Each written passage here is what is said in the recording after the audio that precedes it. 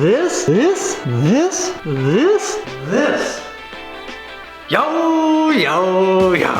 What is up, guys? Nick Nakai here. Let's Drift Media. Thank you for coming back to the channel. So today's episode, we are going to be doing a 12-month, 1-year review on the Rustoleum Rock Solid PolyCuramine. Real quick too, if you can, drop a comment, your experience using this. If you've done it in your garage, if you're planning on doing this, let me know, guys. If you haven't seen the video, I laid this stuff down about 1 year ago, right when we moved into our new house, and using it pretty often. I would say at least like every weekend, every other weekend, been doing something in the garage, whether working on cars, doing home projects. So it's got a fair amount of foot traffic, and as you guys know, I had zero experience when laying this stuff down.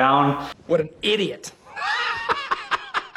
I just want to give you guys a review on how it's held up and things that I wish I did differently, mistakes, stuff like that, and if I would do it again. So let's get started. But before we get started with today's awesome video, guys, just want to give a huge shout out to today's video sponsor, dating.com. Are you single, ready to mingle, looking for love?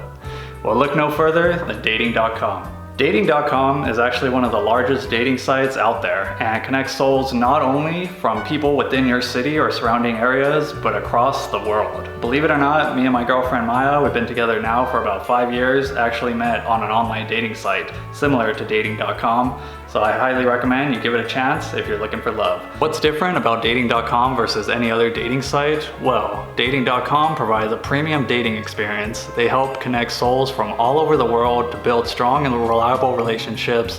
A lot of diverse and interesting people ready to communicate. Dating.com brings together the most beautiful men and women. Another awesome thing about dating.com is all profiles are verified, so they're real people just like you out there looking for love. You're not going to be dealing with all these bots, scams, fake catfish profiles. They're all real people. So if you're looking for love, look no further than dating.com. Give it a shot. Link in the bio for 60% off your first membership. Let's get back to today's video. So this is how my floor looks now, 12 months later after use. This is how the floor looked when I first applied it. So obviously we got a whole lot more junk in the garage. It's a little bit of a mess right now. I've been doing a couple home projects, but don't mind the mess. Today we're gonna focus on the floor. I'll go ahead and show you guys the first defects.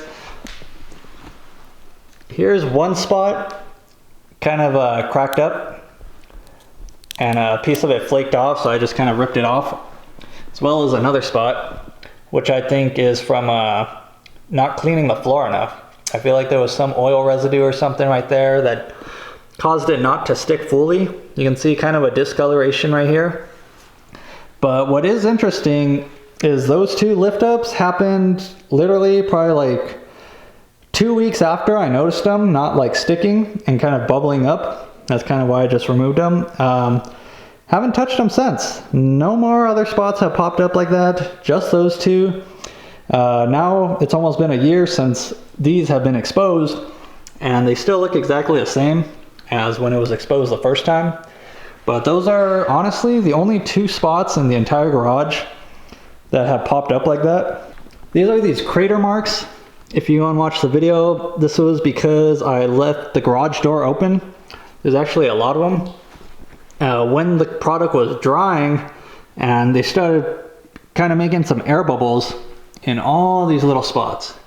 If I get in close, you can see a bunch. You really can't see it standing up. Nobody's noticed it when I showed them, but if you get down, you'll kind of notice them in this panel mainly. There's a couple in this one. You can see like right here. But when it started bubbling up when it was drying, I immediately closed the garage, realized direct sunlight on this is not a good idea when drying. Waited for it to harden, sanded it down a little bit, and then ended up putting a little bit more product on.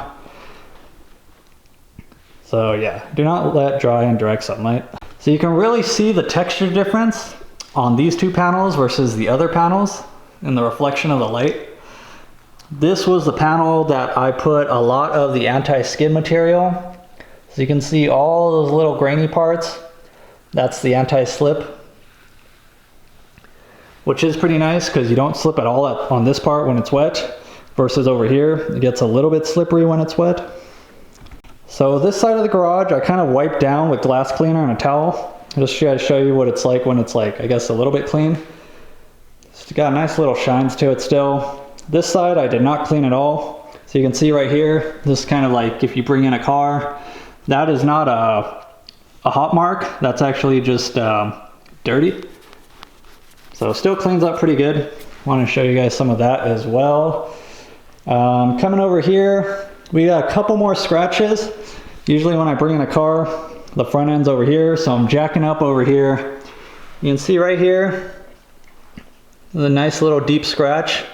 I believe that was when I dragged the subframe across my floor. See a little bit more over here. Again though, a lot of these spots you really have to get up close to see it. So I'll go ahead and clean a little bit of this, see if it makes it any better.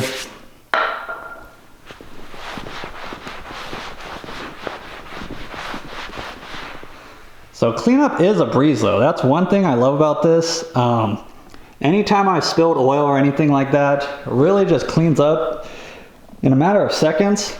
So right here we got some transmission fluid that was sitting under this bucket. I'll go ahead and wipe it down just to show you guys how awesome it is having this floor. So definitely spilling oil, coolant, any kind of fluid, cleanup on this thing has been a breeze. And this is how it looks in the daytime with the garage door open. So still got some good reflection. Forgot to add though, I did put clear coat on top of this, clear coat epoxy on top of the rock solid polycuramine. So that's why I believe it still has a lot of the shine.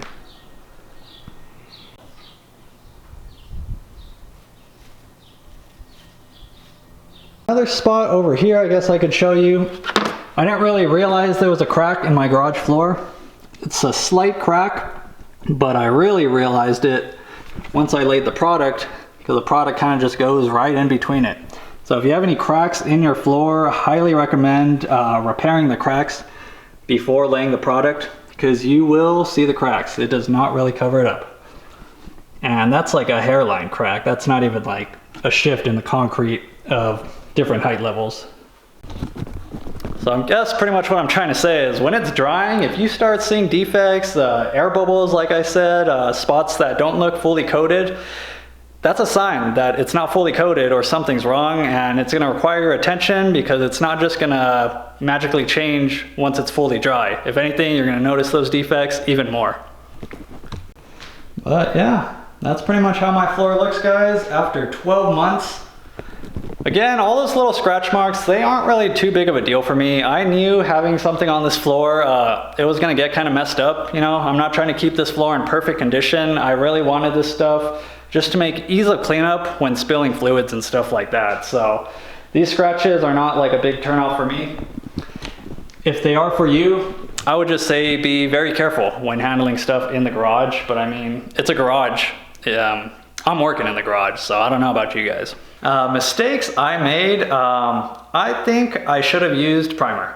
I think putting primer on the concrete before you lay this would really give it something to stick to, as well as you might be able to notice some spots that you didn't clean fully, like those cracks you guys saw, or the parts that are popping off, the flaking of the material. I think you might notice that and be able to fix it before you lay down the product, as well as just having an overall stronger coat for the product to stick to the ground.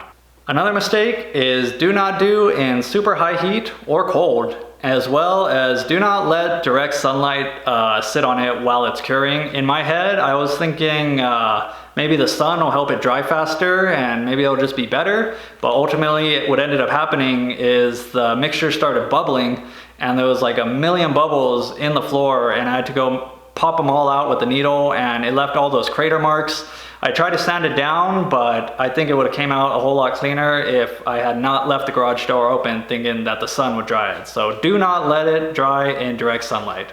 Another thing, make sure your concrete is as clean as you can get it. Like I said, I think those spots where it didn't stick to was because it was either a little bit wet still underneath there, had moisture in the concrete, or B, maybe there was some oil residue that I didn't fully clean off. Even though it looked clean to me and buffed it, apparently it wasn't clean enough because it was just those two spots, and I all see it now. So make sure it is clean. Do not rush the cleaning part. Take your time, get it clean. Another thing, do not add all that anti-skid material into the clear coat unless you want that look that I showed you guys where it's super rough and grainy. But if you're going for that high gloss look, honestly, you probably might not even want to put anything. But then just keep in mind, the less anti-skid additive you have, the more slippery it will be when the floor gets wet, and it can be dangerous and very easy to fall. So it's all up to you. I feel like I did the perfect amount on the top 4 panels, but those bottom 2, I think I definitely put way too much. But a benefit of that is that's kind of where if it's raining, that's where the water's gonna hit, and that is really not slippery at all. So I guess it kind of ended up working out for me in my favor. So was it worth it to me? In my opinion, yes, because I honestly spent like maybe around 700 bucks for all the product, the rental at Home Depot, paint rollers, paint brushes, the mixers, buckets, and to me, that's not that bad for what I got out of it. Again, this was my first time laying it down, so I'm satisfied. I would definitely do it again. And I know doing it again, I would probably do it a whole lot better now that I know what I know now. But if I had to do this again, I definitely would do it again. And I think it was worth it. Although prices have gone up, if you go on Home Depot now, the kits are a lot more expensive than when I paid for it. I believe back then I got the 2.5 car kit plus a single kit of the gray with the flakes for about $340. And now I just saw on Home Depot, it's about $180 just for a single car kit. I could have sworn it was like 100 bucks or 120 bucks. So prices have definitely gone up like everything. So it's probably gonna be a little bit more than 700 bucks now, but I still think you could get this whole job done by yourself, maybe with a friend or two, for under 1,000 bucks. And I think you'll be satisfied like me. So that sums up this video. Hope you guys enjoyed it. Hope you guys learned something, and let me know what you guys thought in the comments. So talk to you guys later. Peace! Hey, Bill, I'm in the mood for a switch up.